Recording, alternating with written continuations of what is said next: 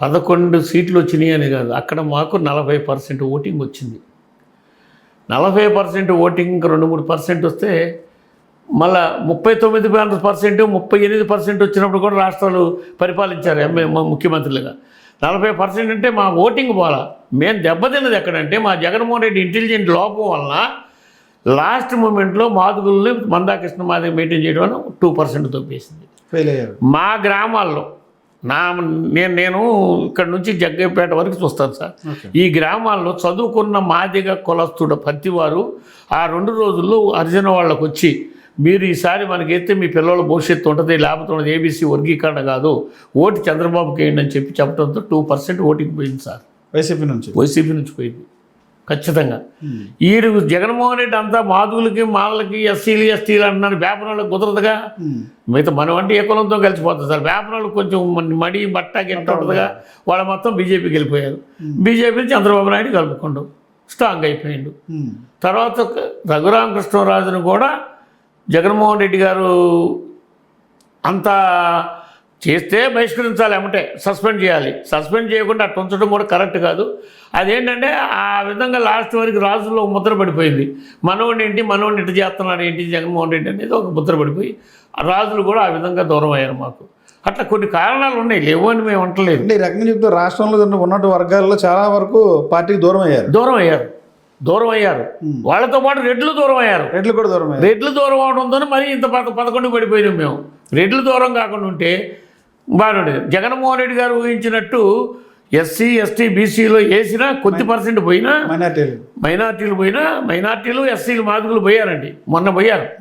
అంటే జగన్మోహన్ రెడ్డి గారు దృష్టికి వచ్చిందో లేదు కానీ నేను పల్లెటూరులో తిరిగేవాడిని, గ్రామాల్లో తిరిగేవాడిని. కానీ కనుక మాకున్న మా ప్రెసిడెంట్లు కూడా ఎస్సీ మాదిగ ప్రెసిడెంట్లు ఉంటారు కదా, మాల ప్రెసిడెంట్ వదిలేయండి, మాదిగ ప్రెసిడెంట్లు ఉంటారు కదా, వాళ్ళ కొడుకులు వాళ్ళు ఉద్యోగాలు చేస్తే గ్రామాల్లో 2 రోజులు ముందుకు వచ్చి టక్కడక హైదరాబాద్ నుంచి ఎక్కడో అక్కడ దిగిపోయారు సార్.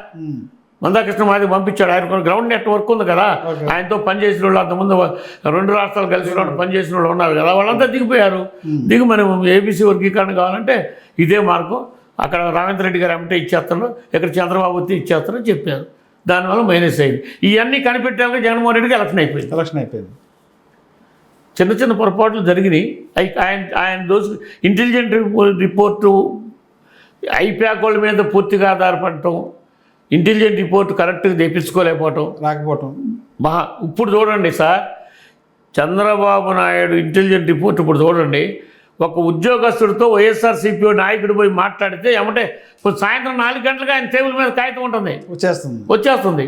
మరి అప్పుడు జగన్మోహన్ రెడ్డి గారి ఇంటెలిజెంట్ రిపోర్ట్ ఏమైందండి? అంటే అప్పుడున్న అధికారులు ఇప్పుడు ఉన్నారు కదండి, కొత్తగా మారిన వాళ్ళు ఎవరు లేరు కదా, అదే వ్యవస్థ. ఎందుకు లేదు సార్, వ్యవస్థ అదే, మార్పులు చేర్పులు జరిగినాయి. ఇప్పుడు కూడా జగన్మోహన్ రెడ్డికి ఏ ఐఏఎస్డు ఐపీఎస్డు భయపడాల, చంద్రబాబు భయపడతారు. చంద్రబాబుకి ఎందుకు భయపడతారంటే ఉద్యోగస్తులు ఎప్పుడు నా కంట్రోల్లో ఉండాలని. ఇప్పుడు కాదు ఆయనకి, ఎప్పుడైతే 1994లో ముఖ్యమంత్రి అయిన కాడ నుంచి 2090 మళ్ళీ 99లో ముఖ్యమంత్రి అయ్యాక కూడా బాగా ఉద్యోగస్తుల మీద గిప్పు బాగా సంపాదించాడు ఆయన. ఎవరు ఏం చేస్తారు, ఏ ఉద్యోగాన్ని ఎవరిని ఎట్ట నిలబెట్టాలి, జగన్మోహన్ రెడ్డి తెలుసుకోవడానికి ఇంకా ఇప్పటికీ తెలుసుకోవాలి ఆయన. ఇప్పటికీ అదే చంద్రబాబు నాయుడు దగ్గర ఏ కొండూరు ఎంఆర్ఓ ఫైల్ అంటే టక్కున నొక్కితే వచ్చేది. ముఖ్యమంత్రిగా జగన్మోహన్ రెడ్డి ఫెయిల్ అయ్యారంటారు. ఆ పదవికి న్యాయం చేయగలిగారా? పదవికి న్యాయం చేశాడు, పేదలకు న్యాయం చేశాడు. పదవికి న్యాయం చేశాడు, పేదలకు న్యాయం చేశాడు. న్యాయం చేసినా ఆయనలో ఆయన అనుకున్నది న్యాయం అనుకున్నది ప్రజలకు నచ్చల. ఎందుకు నచ్చలేదంటే బటన్ నొక్కుతూ ఉన్నారు కదా, అంతే.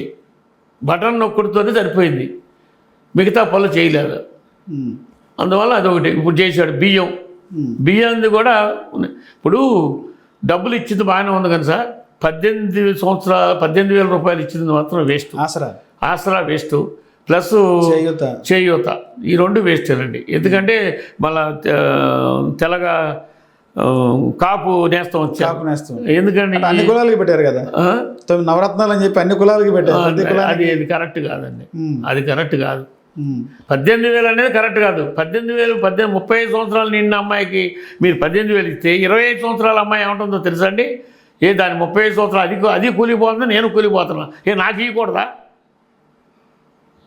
అనేది ప్రజల్లో మార్పు వచ్చింది అందులో మళ్ళీ 65 సంవత్సరాల ముసలికి పెన్షన్ ఇస్తున్నారు 50 సంవత్సరాలు దాటిన తర్వాత మరి 35 సంవత్సరాల నుంచి 50 సంవత్సరాలు మీకు 18,000 ఇస్తే 20 సంవత్సరాల నుంచి 35 సంవత్సరాలు కనీసం 25 నుంచి 37 వాళ్ళకన్నా ఎంతమంది ఉంటారండి? ఆ సంఖ్య కూడా యంగ్ వాళ్ళ సంఖ్య ఎక్కువ కదా, అది ఒకటి దెబ్బ కొట్టింది. ఇలా ఉంది. అంటే ఇప్పటికైనా పార్టీలో మార్పు వస్తుందంటారా? పార్టీలో జగన్మోహన్ రెడ్డి గారు చిన్న చేర్పులు చేసుకొని ముందుకెళ్తే గవర్నమెంట్ అనేది నల్లేరు మీద నడకండి కాదు, ఆయనలో కొంచెం మార్పులు రావాలి. కింద మనిషిని కలవటం నేర్చుకోవాలి. ఆయన నేర్చుకోవడం కాదు నేను అనేది. ఇప్పుడు నేను మొన్న ఈ మధ్యన జగన్మోహన్ రెడ్డి గారు నేను కలవటానికి కలుస్తున్నా. నేను కలవటం గొప్ప కాదండి. శ్రీకాకుళం నుంచి కుప్పం నుంచి కూడా వచ్చారు సార్ ప్రజలు. నీ గేటు ముందు 2 రోజులు కుప్పం నుంచి వచ్చిన వాళ్ళు 2 రోజులు పడుకున్నారు సార్. 2 రోజులు పడుకున్నారు. 2 రోజులు విజయవాడ ఉంటే వాళ్ళకి వాళ్ళ లోన బానీలా గేట్ కాడ నుంచి.